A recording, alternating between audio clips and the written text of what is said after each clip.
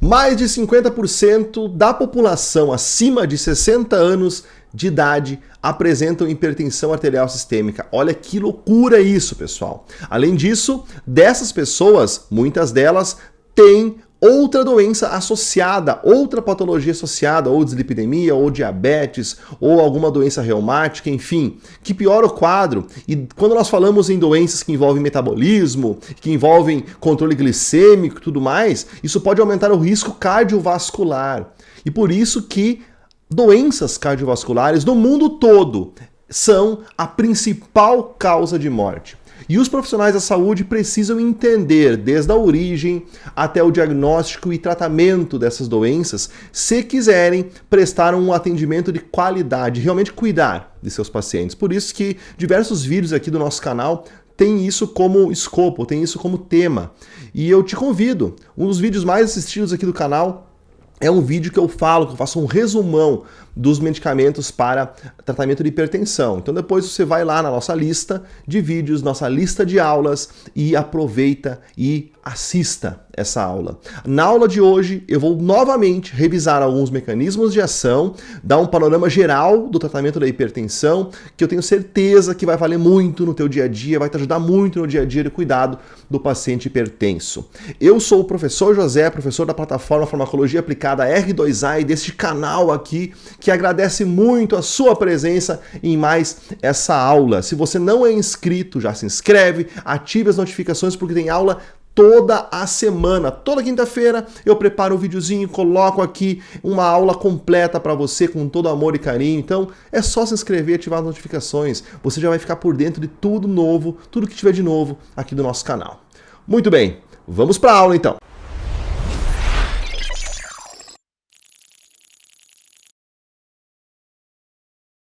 Bom, pessoal, primeiro eu vou dar um panorama na geral da hipertensão. A origem, como é feito o diagnóstico, quais são as práticas mais assertivas da hipertensão e todas as informações que eu vou trazer nessa aula tem na Diretriz Brasileira de Hipertensão Arterial Sistêmica, a última edição, que eu vou colocar no link desse vídeo aqui embaixo, para que você acesse direto essa diretriz e possa ler mais sobre esse assunto, combinado?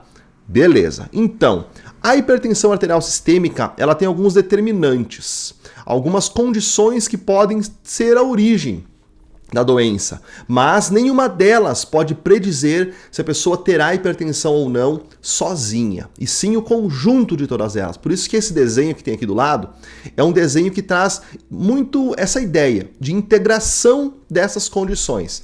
Por exemplo, nós temos fator genético? Temos fatores genéticos, epigenéticos, nós temos determinantes sociais como a riqueza, a renda, a educação, a ocupação, o emprego. Existem alguns artigos que trazem isso como determinantes, especialmente para os hábitos de vida, então que vão paralelamente influenciar no surgimento da hipertensão.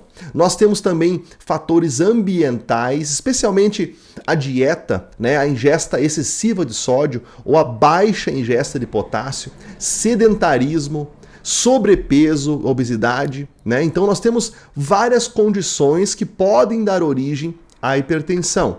Mas afinal, o que é hipertensão arterial sistêmica?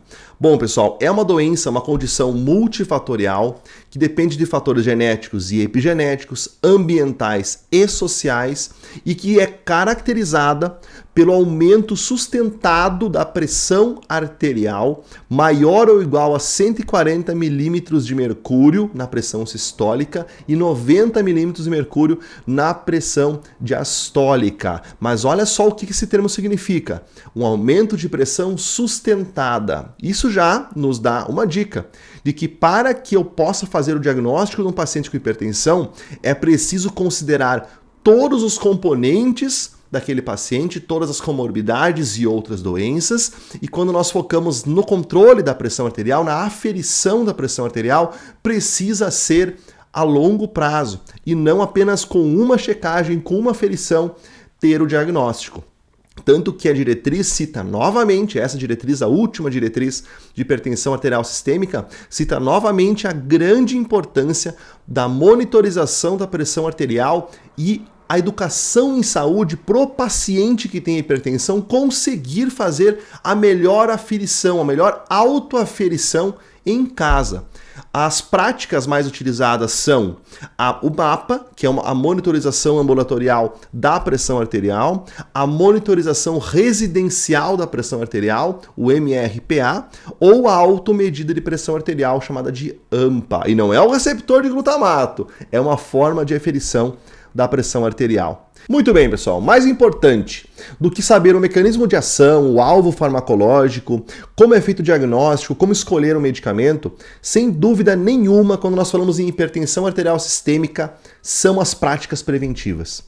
Prevenir a hipertensão arterial sistêmica é o melhor tratamento, porque a hipertensão, o risco da hipertensão são as comorbidades no transcorrer da doença e o risco cardíaco associado a outras condições junto com a hipertensão. Então a melhor forma é evitar que seja desenvolvida a hipertensão arterial sistêmica no paciente. Então aquelas pessoas que têm uma tendência a desenvolver hipertensão pelas questões genéticas, ambientais, hábitos alimentares, condições de vida, é muito importante que fique claro quais são as medidas e qual o objetivo dessas medidas na pressão arterial, que já pode estar alterada. Então, nessa tabela mostra basicamente as modalidades de intervenções que podem existir, que existem e que são mais estudadas e publicadas, e a diferença na pressão arterial obtida se essa prática for efetivada. Então, olha que interessante, nós temos listadas nessa tabela controle do peso, dieta saudável, aumento da ingesta de potássio e diminuição da ingesta de sódio, atividade física e ingestão de álcool.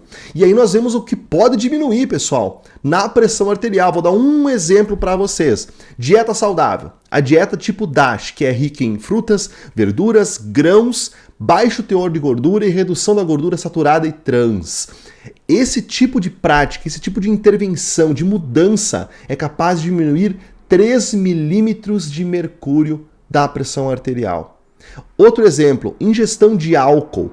O consumo de álcool reduzido. Olha só, para quem usa álcool, homens, menos de 2 drinks e mulheres menos de 1 drink, é capaz de diminuir de 4 a 5 milímetros de mercúrio da pressão arterial. Então essas práticas, elas são muito importantes para evitar o surgimento e o descompensamento da hipertensão. Por que isso é importante? Porque no momento que a pessoa está com a doença instalada sem controle, já começam os danos vasculares e o risco cardiovascular aumentar gradativamente e exponencialmente. Bom, mas para que a gente possa orientar o paciente de maneira correta, além das práticas preventivas, nós temos que saber fazer o diagnóstico correto através da aferição da pressão arterial. Então aqui, pessoal, tem uma lista de formas, de procedimentos que devem ser seguidos na hora de fazer a aferição da pressão arterial. Então vem comigo, vamos dar uma olhadinha nessa dica. Olha só. Primeira, o paciente deve estar sentado confortavelmente em um ambiente silencioso por 5 minutos, antes de iniciar a medição da pressão arterial. Deve ser explicado o procedimento ao paciente e orientado a não conversar durante a medição. Possíveis dúvidas devem ser esclarecidas antes ou depois do procedimento e não durante. Olha só, aquele paciente que senta com você lá, você começa a aferir a pressão, ele começa a contar a vida do pai, da mãe, da avó. Então, antes de fazer a aferição da pressão, você chega para ele e fala: seu João, agora vamos começar a verificação da sua pressão arterial. Então nós temos que ficar em silêncio e não pode haver conversa. Depois da aferição, a gente conversa novamente. Muito importante deixar claro isso para o paciente. Certificar-se que o paciente não está com a bexiga cheia, praticou algum exercício físico há pelo menos 60 minutos antes e aquela caminhada vertiginosa antes de chegar no consultório na farmácia conta também. Então ele tem que estar realmente em repouso e não ter feito um exercício muito intenso de caminhada ou até na academia, um jogo, enfim, antes de fazer a verificação da pressão. Por que isso? Porque as catecolaminas estão bombando durante a atividade física e pode influenciar diretamente a verificação da pressão arterial. Além disso, certificar-se de que ele não ingeriu bebida alcoólica, café ou outros alimentos logo antes da verificação da pressão arterial. E além disso, cigarro, né? Se ele não fumou 30 minutos antes da verificação. Como é feita agora a verificação? 3 medidas de pressão arterial devem ser realizadas no intervalo de 1 a 2 minutos. As medidas adicionais somente se as 2 primeiras leituras diferirem em mais ou menos 10 milímetros de mercúrio. Registrar no prontuário a média das 2 últimas leituras da pressão, sem arredondamentos, e o braço em que a PA foi medida. Ficar ligado que uma das causas de uma diferença muito grande na hora de verificar a pressão arterial pode ser uma arritmia. Outro fator importante, o manguito deve ser posicionado ao nível do coração, a palma da mão deve estar voltada para cima e as roupas não devem engarrotear o braço. As costas e o antebraço devem ser apoiados e as pernas descruzadas e os pés apoiados no chão. Tudo isso, pessoal, tem que ser avaliado antes do início da verificação da pressão arterial. Registre a frequência cardíaca e, para excluir a arritmia, é preciso fazer a palpação do pulso. Depois de tudo isso bem registrado e avaliado, é informado o valor da pressão arterial para o paciente registrado no prontuário dele. Muito bem, uma vez verificada a pressão arterial, chegamos até a classificação da pressão arterial, onde nós encontramos a pressão arterial ótima apenas para valores menos de 120 na pressão arterial sistólica e menos de 80 para a pressão arterial diastólica.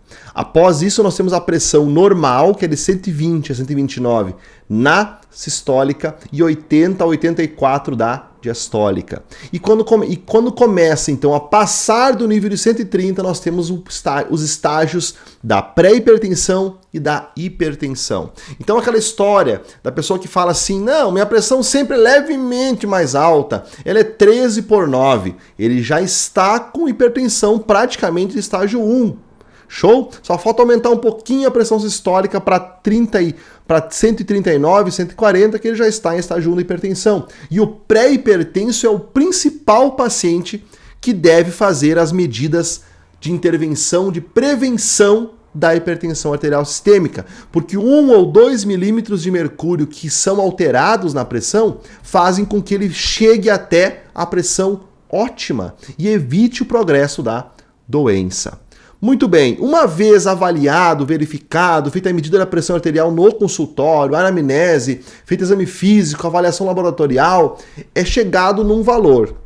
E esse valor vai determinar, então, se a pessoa está com uma pressão ótima, e daí deve repetir essa aferição anualmente. Se está com uma pressão normal, que daí também só repete anualmente a verificação da pressão, se não tiver nenhuma outra normalidade, ou se ele é pré-hipertenso. Ou seja, 130 a 139 de pressão sistólica e 85 para 89 de pressão diastólica. Dessa forma, ele é considerado pré-hipertenso. E aí é feito, então, uma avaliação mais aprofundada da pressão arterial desse paciente, aonde é feito o MAPA ou o MRPA para verificar se realmente a pessoa está com essa pressão arterial alterada. Da mesma forma, na hipertensão estágio 1 e 2. Caso tenha uma avaliação que dê como resultado um estágio 3 de hipertensão, já vai para o tratamento farmacológico, não se espera um aprofundamento com o MAP e com o MRPA para iniciar o tratamento. E se tiver mais do que 180 por 110, é uma emergência hipertensiva e o paciente deve ser encaminhado para o cuidado intensivo. Então essa é a base para nós entendermos o funcionamento do cuidado do paciente hipertenso e o diagnóstico. Lembrando que não é só a pressão arterial sistêmica que deve ser considerada nos tratamentos do paciente hipertenso. Essa tabela que tem na diretriz associa os valores da pressão arterial e o enquadramento de pré-hipertenso até estágio 3 e a associação com fatores de risco. O FR significa fatores de risco e o LOA significa lesão em órgão-alvo. Então, às vezes, pessoal, por mais que a pessoa seja pré-hipertensa, ela pode ter um risco alto cardiovascular. Porque ela já tem lesão em órgão-alvo, já tem doença renal crônica, por exemplo, já tem doença cardiovascular, já está em estágio 3, por exemplo, de uma doença cardiovascular, tem alguma lesão importante. Às vezes a pessoa tem 3 fatores de risco associados: circunferência abdominal, diabetes, alteração na gordura plasmática, e a pressão arterial é de pré-hipertenso. E ela já está, devido a isso, num risco moderado. Então precisa ser pensado no paciente, o risco real do paciente precisa considerar todos os componentes de estado de saúde do paciente, não apenas a hipertensão arterial sistêmica. Bom, vamos começar falando dos medicamentos antihipertensivos, por que são utilizados, onde eles agem e os principais efeitos adversos. Lembrando que é um resumão do conteúdo, desse conteúdo tão importante para o seu dia a dia no cuidado do paciente hipertenso. Bom, uma característica do paciente hipertenso é que ele tem um volume de sangue maior e a quantidade, uma concentração de sódio muito grande. Os diuréticos têm esse papel, diminuir o volume plasmático e a concentração de sódio dentro do nosso organismo e assim diminuindo a pressão arterial. Ótimo. Mas eles agem de formas diferentes, especialmente em locais diferentes no nosso néfron, que é a unidade funcional do rim que filtra, que forma a nossa urina e controla o balanço de sódio e potássio do nosso corpo. Nós temos 3 classes principais de diuréticos que são utilizadas no Brasil. A classe dos tiazídicos e similares, que daí tem como integrante a hidroclorotiazida, a clortalidona e a indapamida. Os diuréticos de alça, que tem como integrante a furosemida e a bumetanida. E os diuréticos poupadores de potássio, que tem como os principais integrantes a espironolactona, que é um derivado hormonal, e a amilorida. Bom, como o nome já diz, existem diuréticos que perdem potássio e que poupam potássio. Tanto que essa última classe que eu falei é dos poupadores de potássio.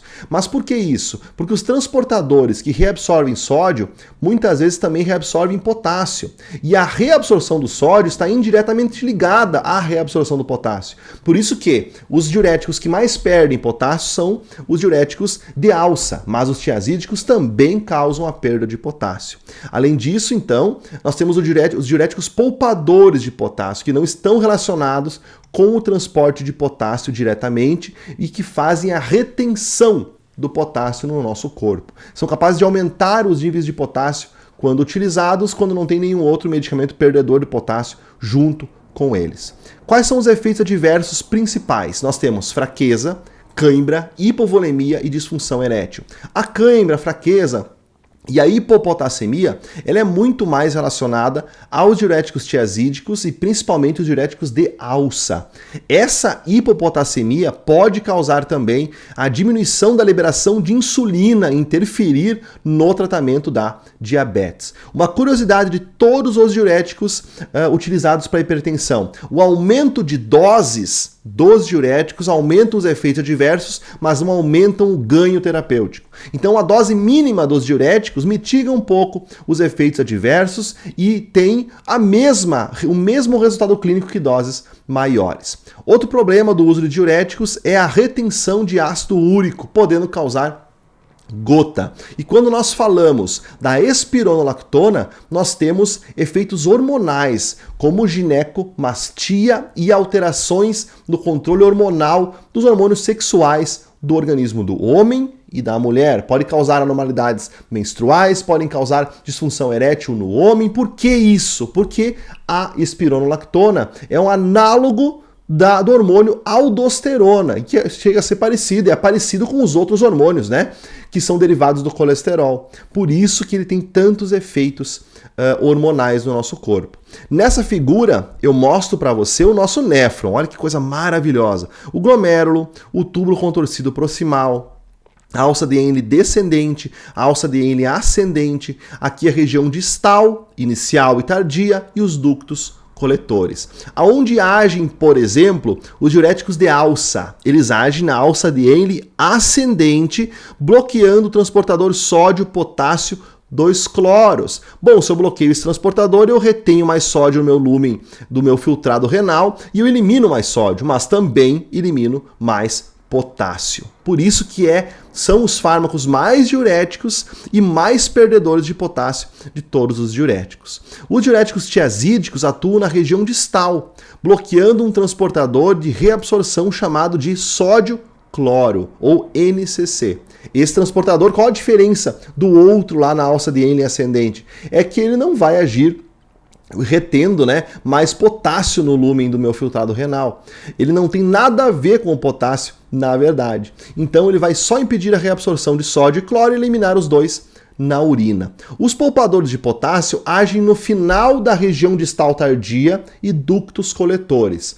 A amilorida é um bloqueador de transportadores de sódio, O ENaC, é um bloqueador de reabsorção de sódio lá na região dos ductos coletores e final da região distal tardia. E a espironolactona é um análogo hormonal, como eu já citei anteriormente no outro slide, e que vai impedir a síntese de transportadores de sódio, que é promovido pela aldosterona. Lembrando que a aldosterona é uma das últimas etapas do eixo renina-angiotensina-aldosterona, que é um controle pressórico, que aumenta a nossa pressão arterial. Então aqui nós vimos basicamente o local de ação das 3 classes de diuréticos mais utilizadas.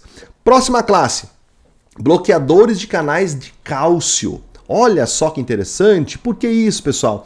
Porque para a contração muscular, como mostra a figura, eu preciso que entre cálcio. Segue comigo o cálcio. Olha só. O cálcio entra tanto pela região do túbulo T, quanto da região periférica da célula muscular. Entra o cálcio dentro da célula, principalmente através de um potencial de membrana.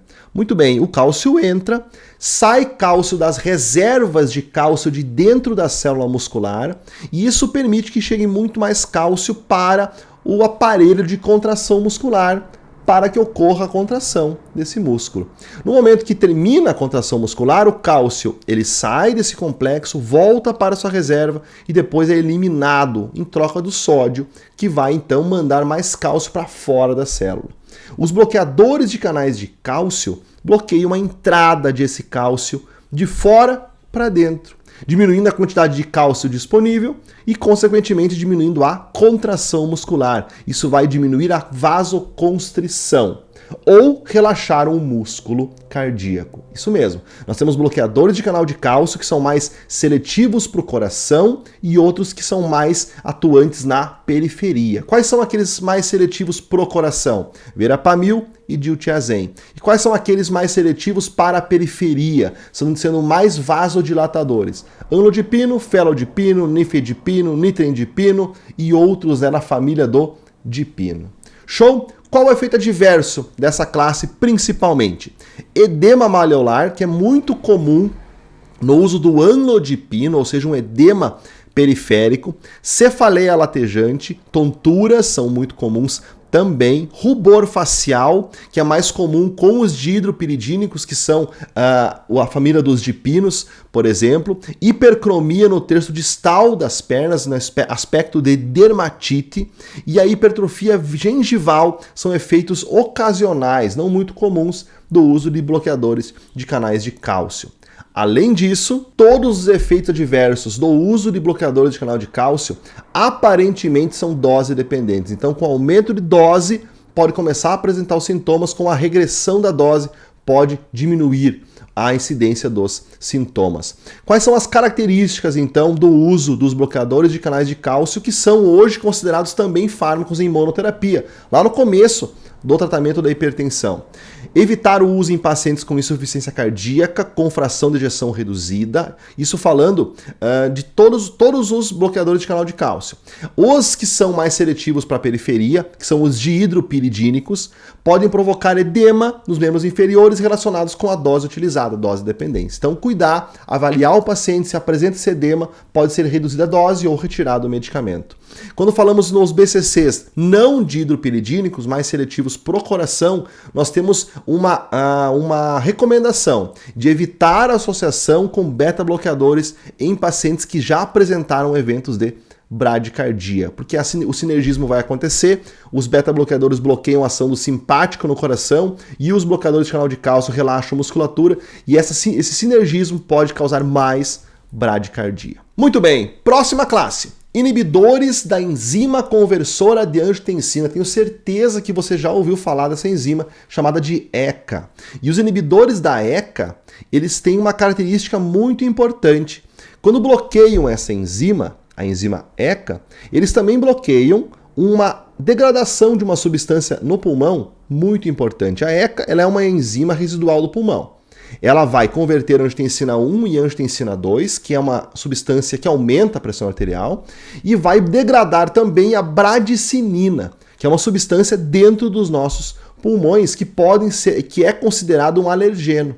Então a ECA é boa de um lado e ruim do outro. Quando eu bloqueio a ECA, eu bloqueio a conversão de angiotensina 1 em angiotensina 2, ou seja, diminuo a produção do principal ativo vasoconstritor do nosso organismo, mas também impeço a degradação da bradicinina. Isso é bom para a pressão arterial? É, porque a bradicinina ela é vasodilatadora, mas se ela acumular demais no tecido pulmonar, ela é reconhecida como um alergeno e causa tosse no paciente, que é o principal efeito adverso da classe dos inibidores da ECA. Olha só quem são esses fármacos: captopril, enalapril, benazepril, lisinopril, fosinopril, ramipril e perindopril. Esses medicamentos são da classe dos pril. Olha só, anteriormente nós vimos a família do dipino, que são bloqueadores de canais de cálcio, e agora nós vimos a família do pril, que são inibidores da ECA. O principal efeito colateral que pode acometer até 20% dos pacientes, sem dúvida nenhuma, é a tosse, mas pode ocorrer também edema angioneurótico e erupção cutânea, que é raro, mas pode acontecer. O cuidado do paciente que tenha insuficiência renal, algum problema renal, quando se inicia o tratamento de um inibidor da ECA. Porque alguns efeitos adversos são muito mais encontrados nesse tipo de paciente, como, por exemplo, a hiperpotassemia, que é uma reação que pode causar anormalidades cardíacas, muito mais encontrada em pacientes que têm insuficiência renal ou alguma alteração renal e está usando os inibidores da ECA. Além disso, tem outro efeito adverso relacionado com o paciente com o próprio dano renal, que é o aumento do dano renal inicialmente quando se insere o inibidor da ECA. Então é preciso ficar alerta. Quais são as recomendações? Evitar o uso em mulheres na idade fértil, pois é um grande risco de malformação fetal e outras complicações durante a gestação. É uma classe contraindicada em associação a outros inibidores do sistema renina-angiotensina-aldosterona, exceto a espironolactona, na insuficiência cardíaca congestiva, por exemplo. Ocorre um risco de hiperpotassemia em pacientes com insuficiência renal, que eu acabei de falar, e que estejam recebendo suplementação de potássio por causa do uso de algum diurético previamente. Muito bem, aqui nessa figura mostro para vocês esse sistema, só para a gente dar uma revisada, né? O fígado produz angiotensinogênio, libera no sangue, ele é convertido pela renina em angiotensina 1, a angiotensina 1 é convertido pela ECA em angiotensina 2 e ela vai fazer então aumentar o estímulo simpático, que aumenta a pressão arterial, fazer a reabsorção então de sódio e cloro no tubo renal e aumentar a excreção de potássio, principalmente através da aldosterona, porque a angiotensina 2 atua na adrenal, estimulando a liberação da aldosterona. Ela faz vasoconstrição e ela estimula a nossa pituitária, a nossa hipófise, a liberar ADH. Tudo isso é papel da angiotensina 2. E se eu bloqueio a enzima ECA, eu bloqueio a produção de angiotensina 2 e todos esses efeitos são diminuídos. Além disso, tem como eu bloquear o receptor da angiotensina 2, que é outra classe de antihipertensivo, a classe dos bloqueadores dos receptores AT1 da angiotensina 2. É uma classe muito semelhante aos IECA, com as mesmas recomendações que eu fiz anteriormente, e tem alguns efeitos adversos mais relacionados com os bloqueadores de receptores de angiotensina. Olha quem são eles: losartana, valsartana, irbesartana, candersartana, olmesartana e telmisartana. Então a família das sartanas. Então vamos lá. Família dos Dipinos são bloqueadores de canais de cálcio. A família dos pril são inibidores da ECA e a família das artanas são bloqueadores de receptores de angiotensina 1. Próxima classe, beta-bloqueadores não seletivos e beta-bloqueadores cardioseletivos. Os beta-bloqueadores não seletivos, eles vão bloquear proporcionalmente o receptor beta-1 e o beta-2. O beta-1 é o receptor presente no coração, principalmente, e o beta-2 nos pulmões. No momento que esse beta-bloqueador bloqueia também os receptores do pulmão, podem causar broncoespasmo e anormalidades pulmonares. Então, o principal efeito adverso é esse: propanolol, nadolol e pindolol. Já os bloqueadores cardioseletivos, eles são mais seletivos, bloqueiam mais seletivamente os receptores do coração, beta 1. São eles atenolol, metoprolol, bisoprolol e nebivolol. Alguns não são tão seletivos para o coração como o carvedilol, mas têm ação vasodilatadora, impedindo o reflexo da minha periferia quando eu mexo só no coração. Essa é uma regra básica. Quando eu faço uma modificação na frequência cardíaca, a minha periferia, meus vasos sanguíneos agem ao contrário, para manter o sistema circulando. Olha o exemplo. Quando eu baixo a frequência cardíaca, eu aumento a pressão arterial para compensar. Quando eu aumento a frequência cardíaca, eu baixo a pressão arterial para compensar. É um mecanismo compensatório. Quando eu uso um beta-bloqueador que não atua nos vasos, por exemplo, só diminui frequência cardíaca, a minha pressão tende a aumentar levemente no início do tratamento. Isso acontece com quase todos os beta-bloqueadores, menos, no exemplo, o nebivolol e o carvedilol, que eles têm ação vasodilatadora também e evitam esse processo.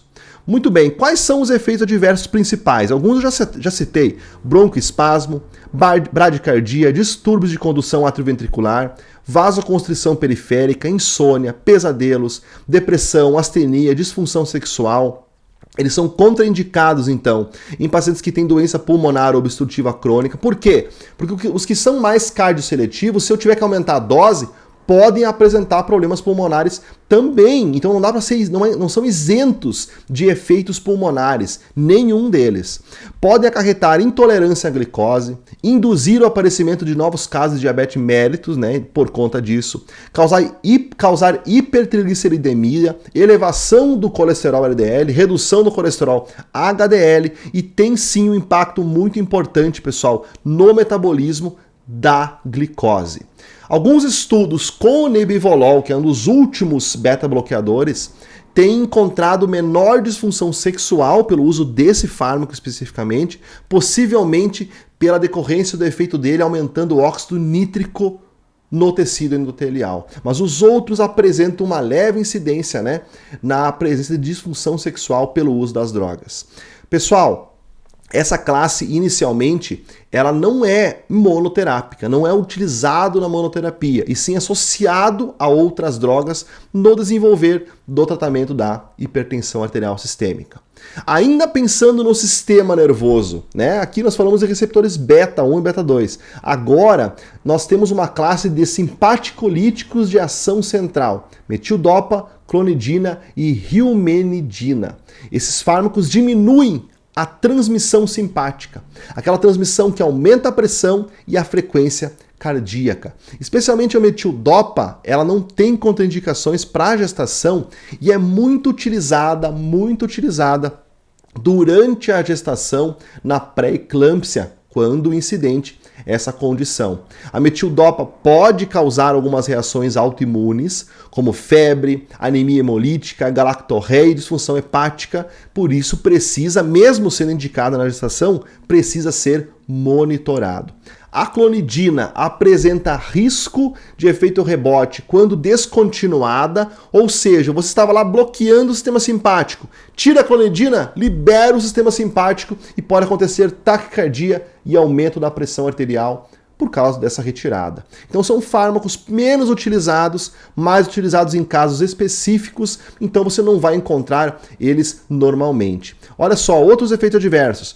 Medicamentos dessa classe apresentam reações adversas devido à ação central, como sonolência, sedação, boca seca, fadiga, hipotensão postural e disfunção erétil também. E os alfa-bloqueadores? Nós falamos dos beta-bloqueadores, dos bloqueadores do simpático e agora os alfa-bloqueadores, ou seja, receptores dos vasos, receptores alfa-1 principalmente. Sim, eles em doses baixas, deve ser iniciado em doses baixas antes de deitar, porque podem causar muita hipotensão ortostática. Claro, eles bloqueiam o alfa-1, que faz vasoconstrição, então essa classe tem que ser feita com cuidado, a inserção dela deve ser com muito cuidado no paciente hipertensivo. A incontinência urinária em mulheres pode ser causada pelo uso desses fármacos no tratamento da hipertensão e há evidência de que pacientes tratados com a doxazosina têm maior risco de incidência de insuficiência cardíaca. Então também são fármacos mais selecionados, não são tão empregados na hipertensão arterial sistêmica.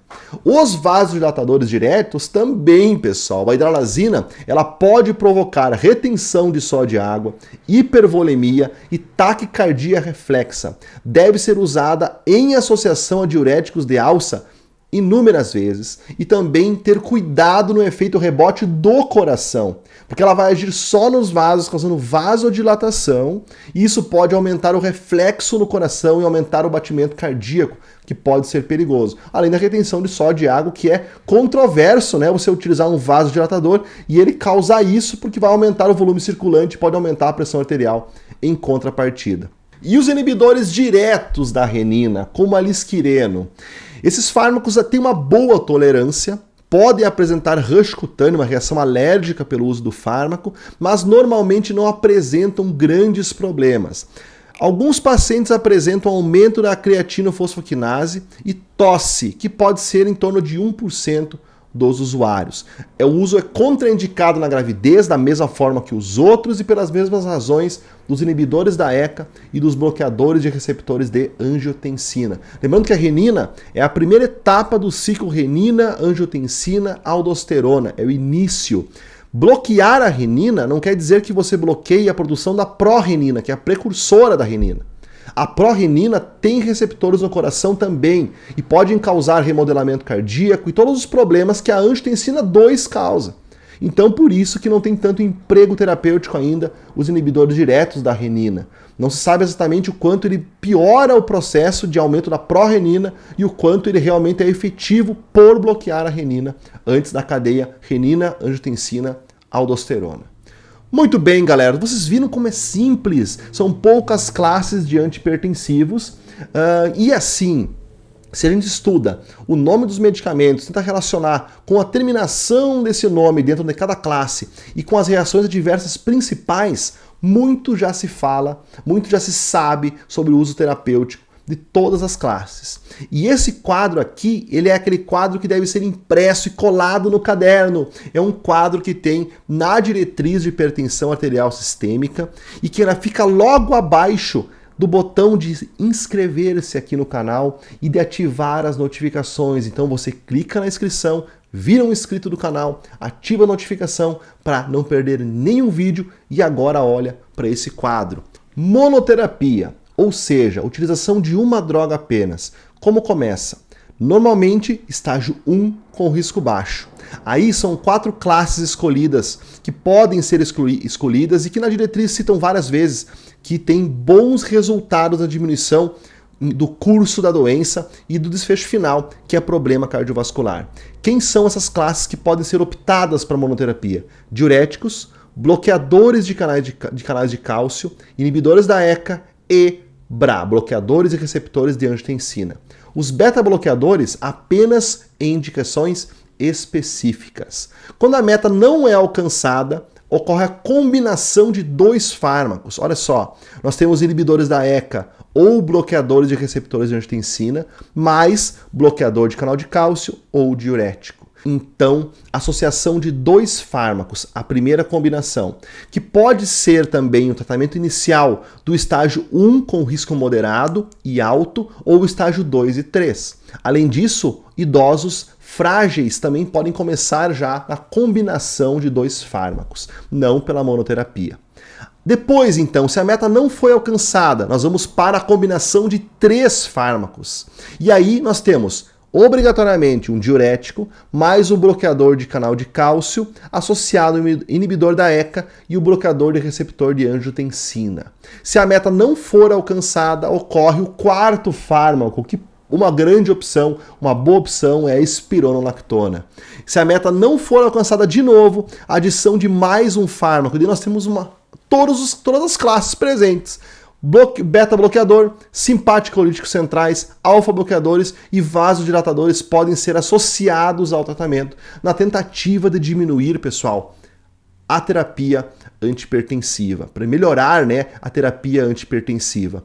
E aí nós temos a ideia de que todos esses medicamentos têm uma faixa de doses que pode ser otimizada, e isso pode ser a escolha, ao invés de adicionar um fármaco, aumentar a dose, otimizar a dose daquele medicamento. Lembrando que esse é um guia rápido, um guia básico para entender a terapia escalonada da hipertensão, mas que existem casos específicos onde existem outros critérios. Por isso que eu te recomendo a clicar aqui embaixo desse vídeo, né, a conhecer a diretriz brasileira de hipertensão e aprofundar mais o conhecimento na leitura dessa diretriz, porque lá traz detalhadamente cada caso, cada medicamento necessário para cada caso de hipertensão.